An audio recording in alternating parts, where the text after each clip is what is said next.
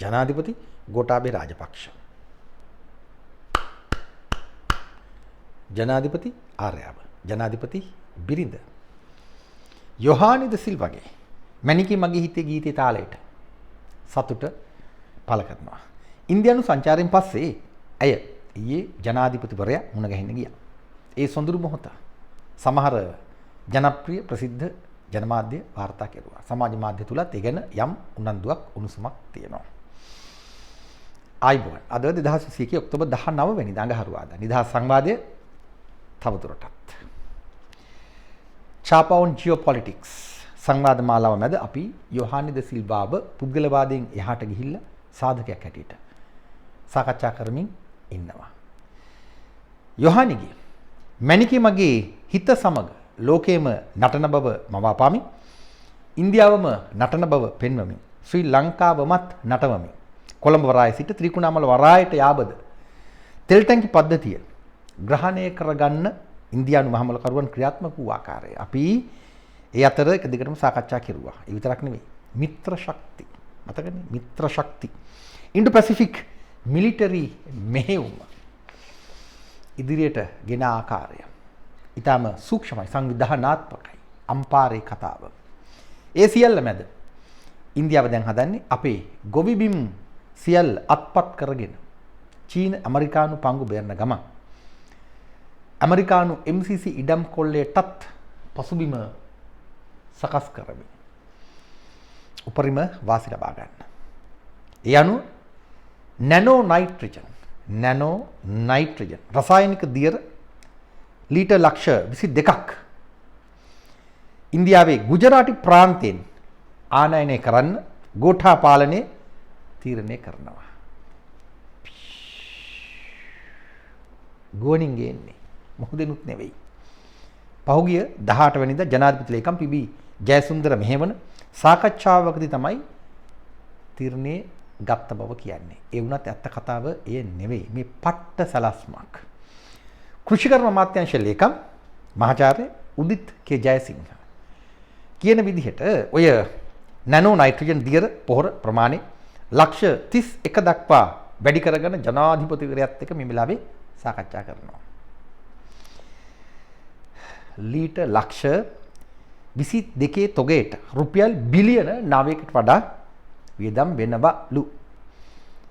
ලක්ෂ 9කින් ඒ ලීටර් ප්‍රමාණය වැඩි කරනකොට අර රුපියල් බිලියන 9 තව බිලියන 3-4කින් වැඩි වෙනවා. ඊටාම සරලයි. රටේ ඩොලර් සංචිත දියවෙල යනවලු. හැබැයි ඉන්දියාවට තියෙන ටිකක් දෙන්න හදන්නේ. කතාවේ හැටියට ගණිතයේ හැටියට අද මේ බඩු ටික ශ්‍රී ලංකාවට බස්සවල තියෙන්න ඕන. මේ කතා කරන මොහොත වෙනකොට බැසිල්ලගේ පීබීලගේ මහින්දානන්දලාගේ උදිත් ජයසිංහලාගේ කෙල බේරෙනවා. ආනයනය කියන්නේ ජරාව තමයි. කල්ල මරේ හොල්ලන්ගේ. කතාවේ හැටියට අද ගෙන්වන්නේ පළමු තොගය. දැන් ගෙනල්ලා ඇති. අපි බලමු.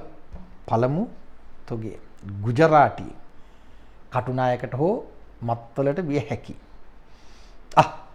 පලාලි වෙන්නත් පුළුවන්. පලාලි එදවස පලාලි කිව්වට දැන් පලාලි නෙමෙයි. යාපනයේ ජාත්‍යන්තර ගුවන් තොටුපොළ ඕන දෙයක් වෙන්න පුළුවන්.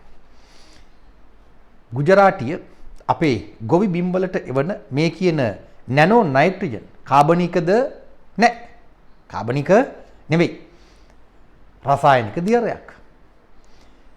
කොයිතකොට අර ඕගැනික් රිලා නැටුම අපි ජනාධිපති ගෝඨාභය රාජපක්ෂ ප්‍රශ්න කරනවා. කෝ අර ඕගැනික් රිලා නැටුම මොකෝ උනේ? චාපාෆෝ ඕගැනික් රිලා නැටුම සංවාද මාලාවම අධ්‍යයනය කරන්න. ඔබට මග හැරුණා නම් දැනුම සමග ගමන පෙරට රට වෙනුවෙන් අපේ මව්බිම වෙනුවෙන් මේ පට්ට ගේමක් ඔබට යලි මතක් කරනවා. ගෝඨාගේ සෞභාග්‍යයේ දැක්ම එක ගලින් කුරුල්ලෝ කීප දෙනෙක් මතකනේ අපි ගැන කතා කරන්න පටන් ගත්තා. කුරුල්ලෝ කීප දෙනෙක් මැරුවා, වට්ටගත්තා, වට්ටලා අල්ලගත්තා. අල්ලලා ඇති කරනවා ඕනම විදිහකට. එක ගලෙන් කුරුල්ලෝ කීප දෙනෙක්. කාබනික පොහොර බොරුව අතෑරලා රසායනික පොහොර අනෙක් රසායනික කෘෂි යදවුම් වෙළඳපොළ ප්‍රතිසංවිධානය කරගන්නවා එක කුරුල්ලෙක්. ගොවියන්ව ගොවි බිම් වලින් නිරපා දානවා. ඉඩම් කොල්ල කන්න පසුබිම හදා ගන්නවා. තවත් කුරුල්ලෙක්. වියරුතරුවේ කතාව යලිත් මතක් කරගන්න. කාබනික ගොවිතැන, හෙළ ගොවිතැන, පාරම්පරික ගොවිතැන පිළිබඳ මහා සංවාදය චොර කරලම දැම්මා. හරියට ධම්මික බණ්ඩාර දාලා, අශෝක් පතිර ගේලා, දිලිත් ජයවීරලා, චන්න ජයසුමරලා, කාලියම්මව පෙන්නලා, හෙළ වෙදකම ආයුර්වේදයේ ඡා කරලා, PCR ඇන්ටිජන් වැක්සිනේෂන් ජාවාරම සංවර්ධනය කරගත්තා වගේ, ප්‍රවර්ධනය කරගත්තා වගේ. ඒ වගේමයි. අපට මැරෙන්න හරි රසායනික පොහොර දීපියව. ගොවියෝ අමුඩ නැතුව පාරේ කෑ ගහන අසාමාන්‍ය සමාජ පසුබිමක් නිර්මාණය කෙරුණේ රසායනික යෝධයන්ගේ, බීජ යෝධයන්ගේ උවමනාවට. සැක හිතන්න එපා. පට්ට ගේමක්. මේ සියල්ල සමග ඒ තවත් කුරුල්ලෙක්.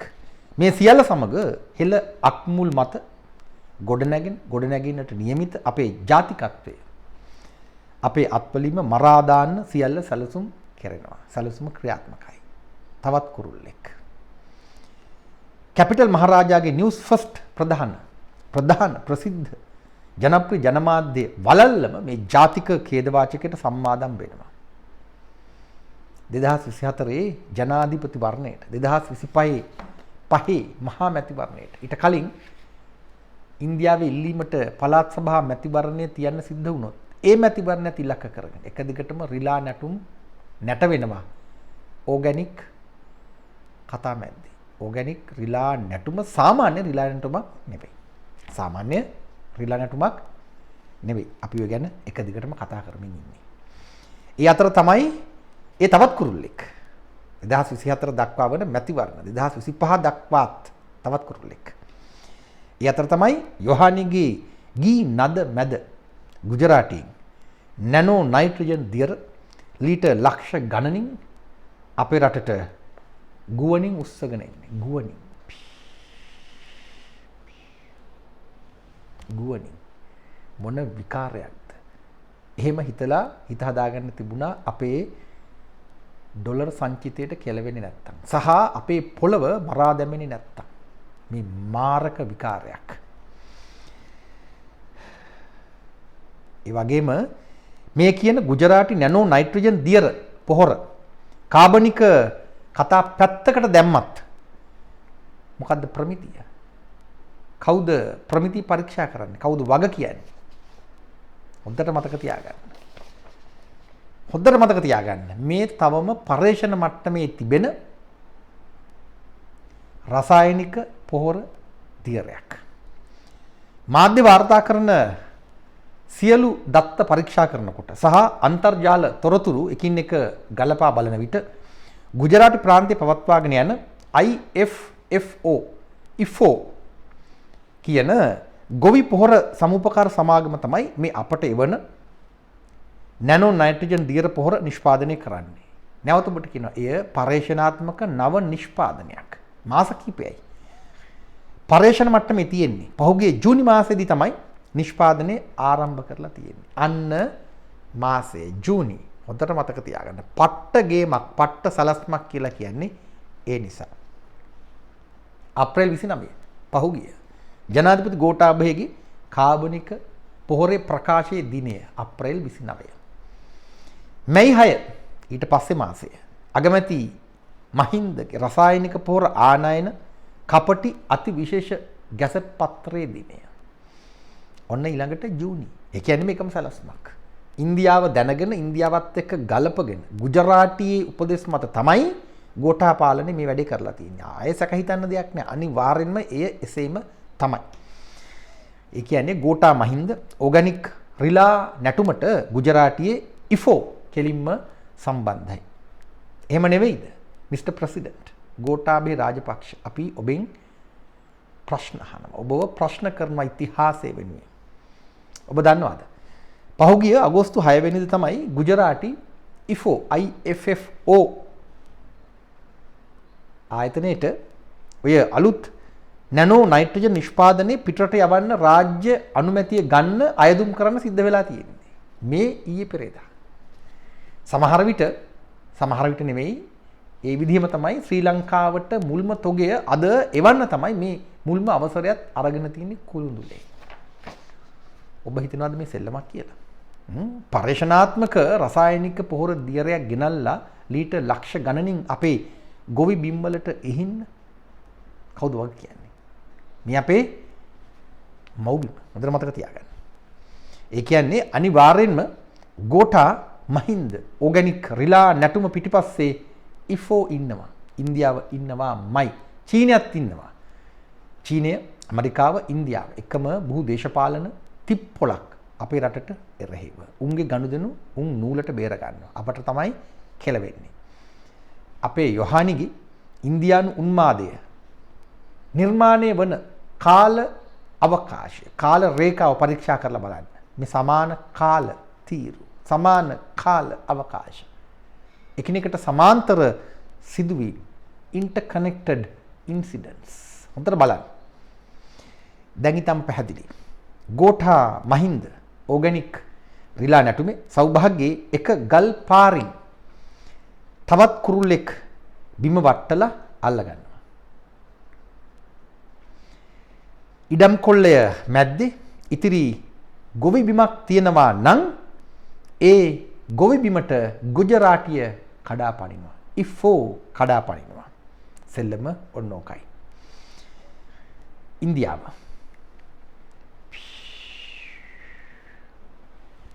ගුවනින් බොරු කාබනික පොහොර දියර තොග පිටින් උස්සගෙන එනකොට අන්න මුහුද මැද චීන නැව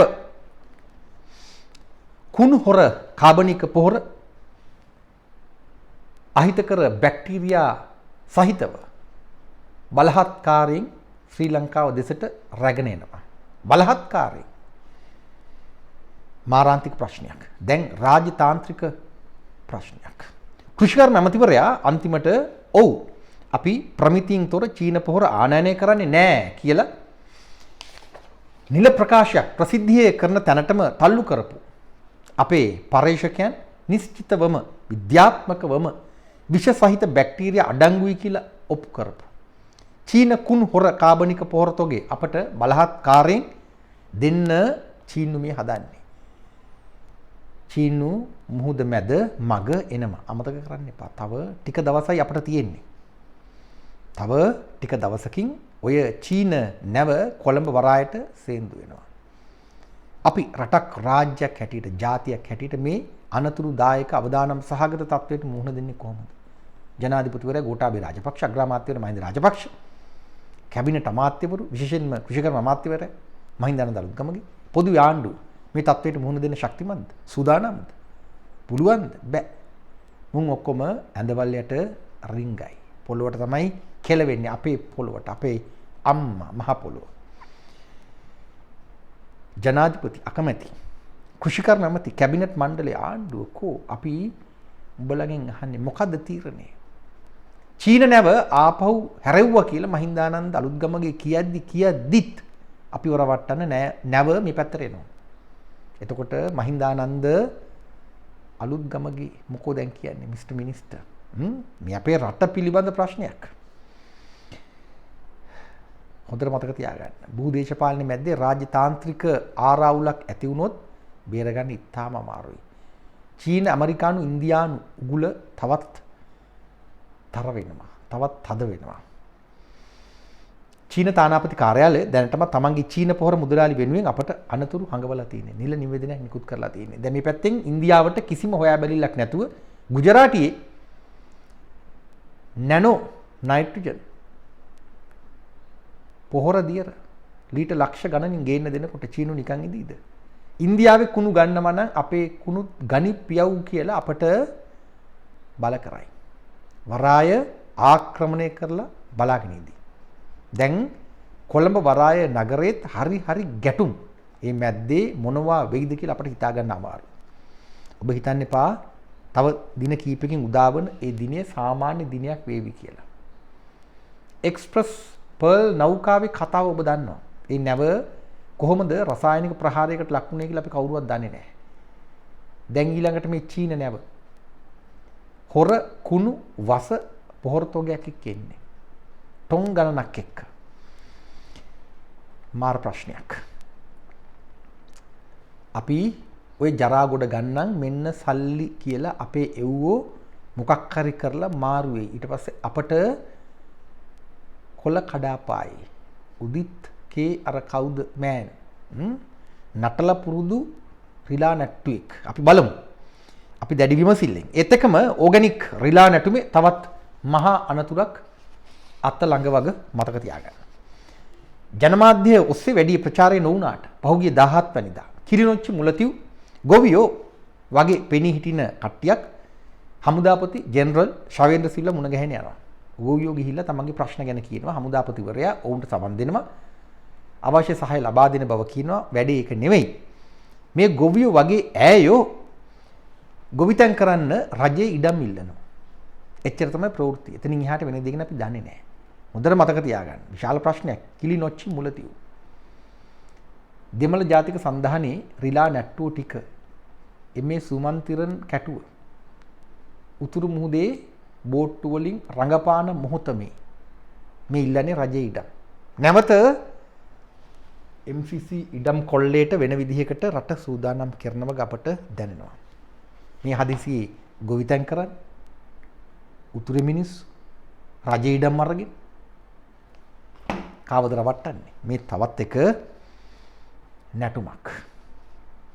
ඉඩම් කොල්ලේ වෙනස් මාදිලි වලින් දිගටම අපේ වියරු තරුවේ 2050 ගමනාන්තයට මුන් ලෑස්ති වෙනවා. යොහානිද සිල්වාගේ මැණිකේ මගේ හිත සමග. මේ සිදුවීම් සියල්ල මෙහෙම පෙළ ගැහෙන අතරේ පහුගිය 16 වෙනිදා කාබනික කෘෂි කර්මාන්ත වෙනුවෙන් විශේෂ ජනාධිපති කාර්යසාධක බලකායක් පත් කෙරුවා. වව්! ජනාධිපතිවරයා අපේ සල්ලි අපට කොකා පෙන්නනවා. මෙහෙම ජනාධිපති විශේෂ කාර්යසාධක බලකායක්. තවත් එකක්.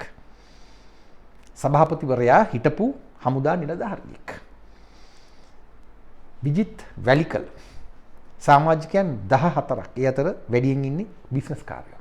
මොකද්ද මේ නටන්න හදන ඊළඟ රිලා නැටුම ජනාධිපතිවරයා. දේශගුණ විපර්යාසයන්ට තිරසාර විසඳුම් සහිත හරිත ආර්ථික ජනාධිපති කාර්යසාධක බලකාය ඇමති බැසිල් රාජපක්ෂ යටතේ වෙනම දැන් ක්‍රියාත්මකයි. මැයි මාස 11 වෙනිදා තමයි එය පිහිටුවන්නේ. මොකද්ද මේ පිස්සු? නෑ මේ පිස්සුවක් නෙවෙයි. යෝහානි සංස්කෘතික තානාපතිවරිය කරලා ලෝකයේම ඇයට පිස්සු වැටිලා කියලා ඇයව පිස්සු වට්ටලා ඉන්දියානු අය වෙනුවෙන් නටනවා කියලා ශ්‍රී ලංකාවම නටවලා දැන් පට්ට ගේමක් ගහනවා. පට්ට ගේමක්. රටට එරෙහිව චීනය, ඉන්දියාව, ඇමරිකාව එකට මේ පට්ට ගේම අපේ රටට අපේ පොළොවට එරෙහිව.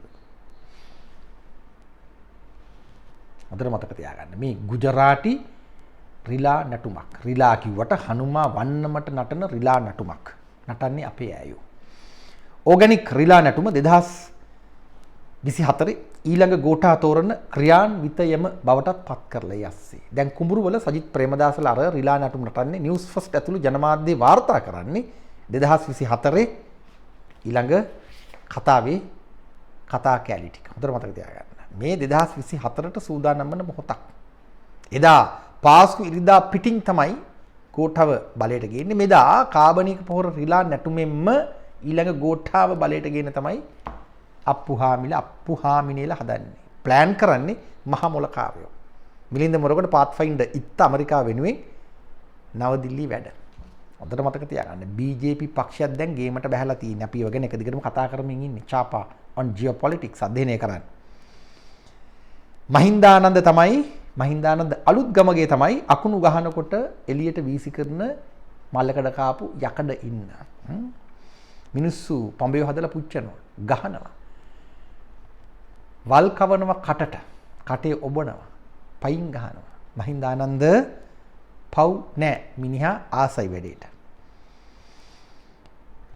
පරිසර යුක්ති කේන්ද්‍රය NGO එක අර විල්පත්තු කල්ලාරු ඉඩම් කොල්ල කන කතාවේ ප්‍රධාන සාක්ෂිකරු. ඒ ගැනත් අපි එක දිගටම කතා කරලා තියෙන්නේ. ඔවුන් කරන්නේ ඔවුන්ගේ NGO දේශපාලනය.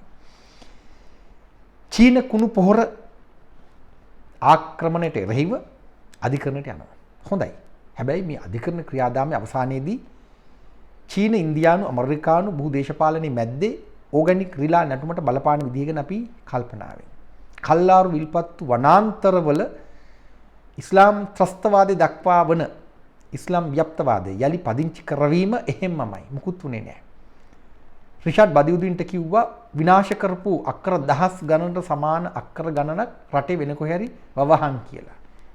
මිනිහා අභියාචන අධිකරණයටත් ගිහිල්ලා සුපිරි අධිකරණයටත් ගිහිල්ලා සුප්‍රීම කෝට් එකටත් ගිහිල්ලා ඊට පස්සේ වෙන සිද්ධියකට රිමාන්ඩ් බහරයටපත් වෙලා දැන් වෙන හේතු මත ගෙදර ගිහිල්ලා ඉන්නේ. වැඩේ ඉවරයි. මේ විල්පත්තු කල්ලාරු කතාව ඉතිහාසයේ වෙනුවෙන් මහා ඓතිහාසික නඩු තීන්දුවක් බවට පත් කෙරුවා කියලා අපි ලව්වම කියවලා ඉතිහාසය තුල මකා දාන්න යටපත් කරලා දාන්න සම්බන්ධ වෙන්නේ පරිසර යුක්ති කේන්ද්‍රය. ඒ ගැනත් අපි එක දිගටම කතා කරමින් ඉන්නේ. අපි දන්නේ නැහැ. අපි බලමු.